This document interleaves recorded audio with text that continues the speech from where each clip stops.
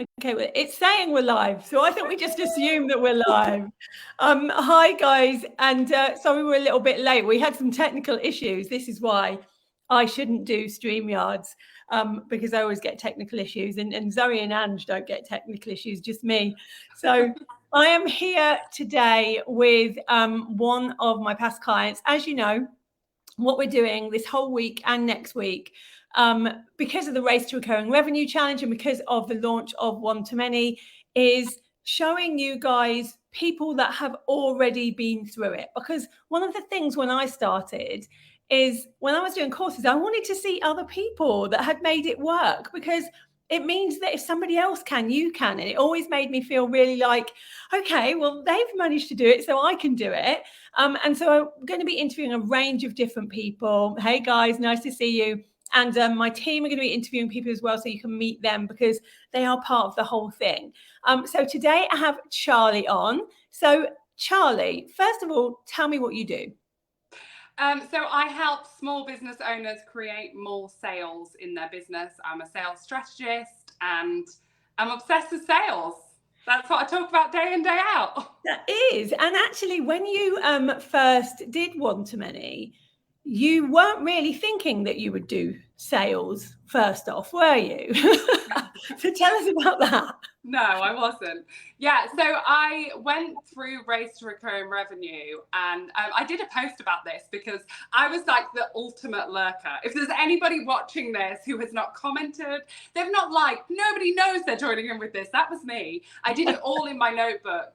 And one of my ideas was we had franchised a business, me and my sister, Phonics with Robot Reg, and we had 54 franchises internationally. And so one of my ideas was franchising. That's what I was going to talk about.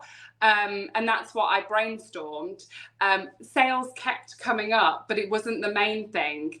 But later on, I decided that actually that's what I was really passionate about. And although a lot of people were saying, oh, I think the franchising thing will really sell because it's tangible, people want it. When I was honest with myself, that wasn't the thing that I was most passionate about. And so I went for what I loved. And I think that's brilliant, because we can come into something thinking we're going to do one thing. And often this happens in Race to Recurring Revenue. People come in and they go, well, this is what my idea is. But when they start One to Many, they change it or they pivot. And you did exactly that. And just because we can doesn't mean we should, I always think. So just because you could definitely have done a course on franchising and made a ton of money out of it. But you have to be really enthusiastic about the thing you're going to do, because you're going to be talking about it every day. And you can tell how enthusiastic you are about what you do, because we're constantly seeing you jumping up and down, really excited about sales, and about not being sleazy with sales as well, like making it accessible for everybody, which I think is so, so important. So when you came into One to Many, first of all, what made you decide to actually invest in One to Many? So I did Race to Recurring Revenue because one of my friends told me to do it, and I was like, I didn't see how it would be relevant to me and my business at the time. And I did it and I was like, okay, yeah, no, this sounds good. This all sort of adds up. And I went on to the masterclass, and I never intended in a million years to sign up to One to Many. It wasn't what I was going to do. And I remember speaking to my husband through like my idea, and he was like, Charlie, just stick in your own lane. Like, you don't need to go adding all of these extra things in.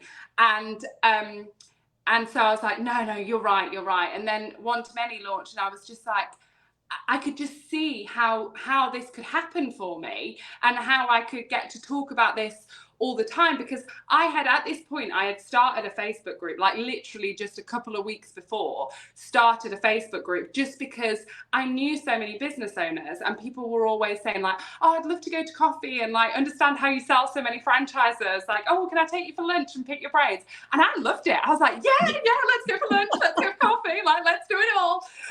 But I did need to actually get on with my real job as well. So like my sister was like, you need to come back and do your job. But I was like, wouldn't it be cool if this person and this person all knew each other? And I thought I was a genius. I was like, I could create a Facebook group. Like, I'm sure no one's done that yet. I'll be the person to do it. So I'd seen these connections be made, and I just thought, wow, how powerful is that? And so I just knew inside me that I had to do it. And I was like, I'll make the money back from the course. That's fine. I'll make that money back. I'm very good at making money. That's what I do.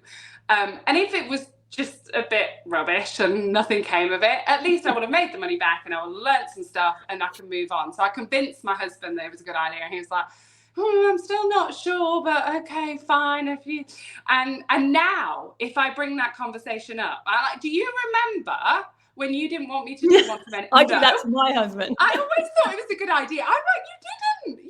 It's very easy to believe in someone who's successful, but when you're not there yet and you've got that vision in your head and you know where it's going, but other people can't see it, it's really hard to get them on board.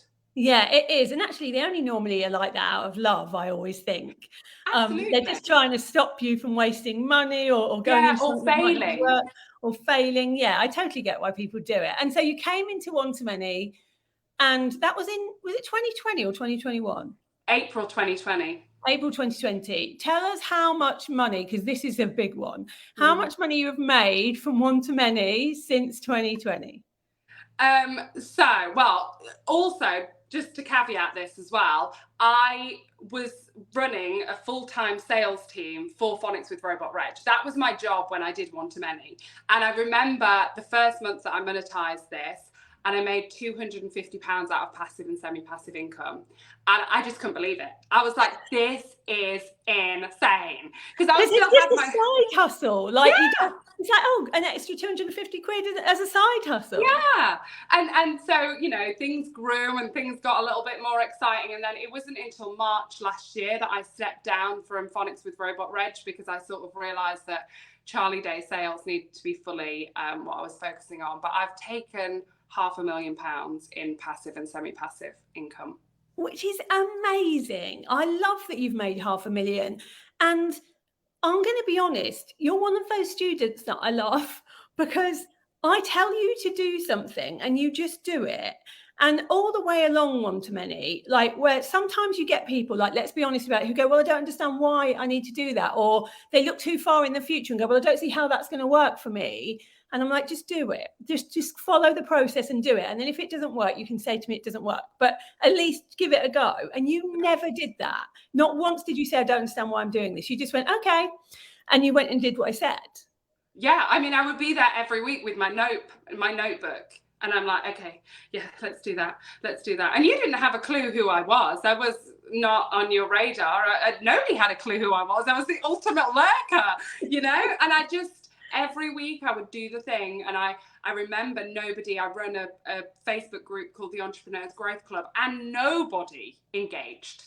I would do my makeup. I go live every single Sunday. I'd get my makeup on the Sunday night. I'd go live. And then my husband was like, did anyone watch? I'm like, not this week, but they might next week. Yeah.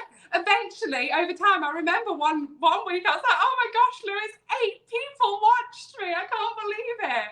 But that's amazing. It's the resilience. All happen straight away. It doesn't all happen at once. And we all have that frustration of like, surely it should be easier than this. Surely I shouldn't be going live and there's no one watching. I remember doing that too. And actually, you just have to be consistent doing the thing, because if you continue doing the thing, eventually it works. And how many people watch you now on a Sunday night? Loads. Loads. And if I'm ever not there, everyone's like, Charlie, where are you? I'm like, I'm on holiday. Other than the financial wins in One-to-Many, what do you think are some of the other aspects that have helped you? I think I changed so much during that time in doing One-to-Many. I had my eyes open to like the opportunities that are out there. And I also think I grew in my own personal development in terms of like I say, I really wanted to make that money back that I'd spent on the course. Like, that made sense for me. And so I remember it was after week 3 of One-to-Many. And I was like, okay, I could do this. I can put an offer out there and I can just sell it. And so it made perfect sense for me to create an offer that cost the exact same as the course. Yeah, to get the money back. Yeah. And so that's what I did. And someone bought it straight away. Now, I would never have put that offer out had I have not done the course. But also, I was just like, okay, this is the start. And it was a one-to-one service, so it wasn't passive or semi-passive income, but it gave me this confidence to go, actually, I can do this. And above anything else, you know, I think you are a combination of the 5 people you spend the most time with.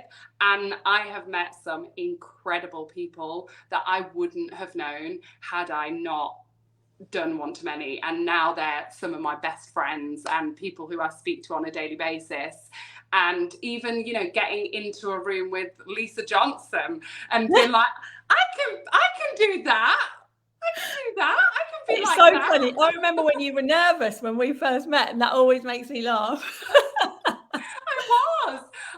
I was so nervous. And I remember, for anybody who's watching as well, who's like, I cannot resonate with this at all, I remember you interviewing Danny Wallace, and she had made like 250k or something, some ludicrous amount of money. And there was a couple of them, and I was just like, that is mental. I can't, no, that's not a thing.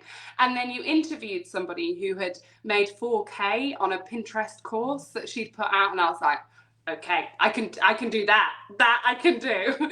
Because that's where my head was. I was thinking very small. I was going after 10k, you know, not the hundreds and thousands. And then on the way, you know, it's just those percentage shifts that you're changing all the time. And then you're like, oh, mindset shift. I can do this. If you make 4k, then you go, well, I can probably make 10k. And then you make the 10k and you're like, what's stopping me making 100k? And then it's like, okay, you can see what you can do from there, and you carry on. And I do think that's what it's about. It's like not thinking too far ahead and just doing it in little incremental stages eventually gets you there. So tell me about what you put out. What was the first offer that was passive or semi-passive that you put out? Well, it was a membership. You started with a membership. Yeah, it's probably the worst question you could have asked me. I started with a membership, and I regret it, and I would not advise that, as Lisa would not advise that. But, and this is such a good point to make, I hit 1,000 people in my Facebook group, and I was like, well, that's insane. Like, at least half of them are going to sign up to a membership because I'm awesome. And so whilst Lisa was saying, don't do a membership to start, I was like, I'm different because my audience is there and they're really engaged. And so yeah, 7 people signed up. And I retrospectively wouldn't have started with a membership because, you know, the conversion rates that I had when I was selling franchises completely different to when you're selling in the online space. And what I would say is listen to every single word that Lisa says, not just most of them, because yeah, I set that up, and then I had 7 people in it for like a really long period of time, and then I bought out my sales course, my 6-week sales course, which did a lot better. I think I had like 25 people sign up for the first one, which I was completely chuffed with. And then at the end of that, everyone was like, oh my gosh, I loved it, I got so much. And obviously with sales, I teach you, but then you need to be held accountable. So it was the perfect thing to say, well, actually, I've got this membership that you can come into. But I should have done it the other way around, because it's trying to get that party started by yourself with them. But we learn, don't we? We do things and we learn. And I think one of the biggest things that I want to make sure people realize is that you will get things wrong, and you might fail on a few things, and that's all right, because we learn from those things. We don't have to get it perfectly right first time. It's about progress, not perfection, which is definitely something both of us subscribe to. Yeah. So what's next for you? Well, I'm always excited to ask this question because there's always something. Well, I've had an idea this week, but I won't talk about that on this call because that's still fermenting. But I want to turn over £1 million. That's my goal. I know. And you will do that. And this is another thing. We were in Malta. I went to Malta as part of the mastermind that I'm in with Lisa, and I said that exact thing. Like, I want to turn over £1 million, and Lisa's just like, "Yeah, you'll do that, no problem." And I'm like, "Okay, notepad out. I'm taking notes. How am I going to do and that?" You're halfway there. Like, this is the thing. If we believe we can do something, we're much more likely to get there. And yes, I can give you the strategy to get there, but you can borrow my belief in you while you're getting there. But eventually you need to believe in yourself and your ability to do it. And, you know, you've seen the changes that you've helped other people with. I talk about a ripple effect a lot of the time, because I helped Charlie with this. Charlie is now helping hundreds of people make more sales, because that's what she does. And that's a ripple effect. And then those people will go on to help other people do something completely different. And it's really important that we have that ripple effect, like more people helping more people, and having this online world enables us to do that. Yeah, and I find that with my clients as well. Like, it's sometimes the smallest of things that have the biggest impact. And that's my favorite thing about running this business. Of course, I talk about money and sales because they're so closely related, and I'm on top of the numbers and I know my financial goals and all of that sort of stuff. But actually, for me, the Entrepreneurs Growth Club is like a part of who I am. The community in there is insane. The people, the friendships I've made, the connections, the ripple effect that we're having in there, and that I'm teaching them, that they're passing on, the amazing businesses that have developed and grown because of that. That's the real thing that gets me excited. And I totally get that. It is that ripple effect. That's what it's all about. And you know, you can make a lot of money doing it, but at the end of the day, both Charlie and I believe in honesty and integrity, and it's two of our biggest values. And we've always said, like, we're going to make a lot of people a lot of money, but we're going to do it in the right way. Yeah. And I think that when you put that out there, you attract the right people in. And I can see that you do that with your audience. Like, they are exactly like you, and they're doing it the right way, and they're doing things in a way that they can make a lot of money, but they can sleep at night. Yes. And that is the way we should be doing things. That's amazing. Key, well, isn't it? Key is sleeping at night. Because sleeping at night. If you can't sleep at night, don't do it.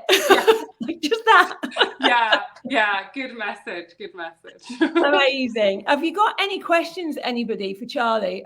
We've got lots of lovely comments for you. Starting small, working up. Million is so big. Yeah, it feels big. I remember when I first thought, God, could I actually make $1 million out of this?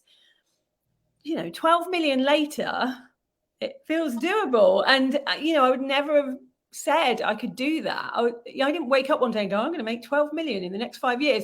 I wouldn't have even thought that was a possible thing. You do it in small bits. Like, my first £30,000 got me very, very excited, because it was the most I'd seen. And then you just sort of keep going and going and going. You're so modest, Charlie. You're such an inspiration. I've loved seeing you grow. Here's to your first million. We're all going to be cheering you on now for this first million. And I think when you're looking to make money, one of the things that I always talk about is know where that money is going. Know what you're going to do with that money, because it really helps. Like, I know that you love traveling with your family, and that's one of the things you spend money on. And I think it's really important to know. What is your single greatest achievement, Charlie? In business or in life? Whichever you want. Gosh, that's such a big question. Ooh, I don't know. I think the fact that I'm sat here, like, honestly, if you could have told me in my living room in 2020 that Lisa Johnson would interview me as part of her launch, I would have never believed you. I wouldn't have even thought about it as a concept. And I almost feel like I have had so many moments that are those moments that I can't even pinpoint one. Like, when I launched my book, when I became an international speaker, like, those moments are such, like, oh my gosh. And I feel like I'm part of the Entrepreneurs Growth Club as well. So I don't feel like this is the natural thing that would be happening. There's no hierarchy. No. Yeah. And so I'm like, every time I'm like, I remember I was in Dubai speaking, and I was like, oh my gosh, this is it. Like, when I go onto this stage, then I'm an international speaker. That's insane. That wasn't even on the goals list, you know? That aren't on the goals. Exactly. I mean, Charlie's a bestseller with her book, Sales is Easy. Definitely go and check that out on Amazon, because it's a great book, especially if you're a bit shaky on selling or you're not very comfortable with selling. It really will help you with that. But I will say one other thing that is my biggest achievement that I haven't spoken about yet. Obviously, my little boy, I've got a 6-year-old, and oh, she's gone. Am I just live by myself? And he's my biggest achievement as well. He is the reason that I wanted to get out and do sales and show him that you can do anything that you won't go back. Yeah, I was just saying that he is a big inspiration for me, and he's part of the reason that I wanted to get out there and show him that you can do anything that you put your mind to. When I had him, a lot of my family was saying, oh, why don't you stay at home? Why don't you quit the business thing now? Why don't you, I wasn't doing phenomenally well, so well that it made sense putting him in a nursery 5 days a week. So I was juggling it all. I didn't have the money to put him in childcare, and people would say, oh, just stay at home with him. And I felt really guilty about working on the business because I really wanted to. Felt guilty when I wasn't with him. But then one day I decided, no, I'm not feeling guilty. I'm doing this for him, because if he can see his mum being a role model, chasing her dreams, doing all of the things, and now we get to travel the world together and make all the memories. So and that's what it's about. There was another question, which was, how long did it take you to make your first 20K after one-to-many? Okay, so I started in, I'm just going to be totally upfront because I know these numbers like the back of my hand. I started in April, and in that first year, 2020, I took 25K out of this business, Charlie Day Sales. Now, in the first 12 months, in month 12, I hit 100K. So you can see the growth in the second 6 months. It's the compound effect. It grows much quicker. Like, I think, if we're honest about it, the first year is the hardest year.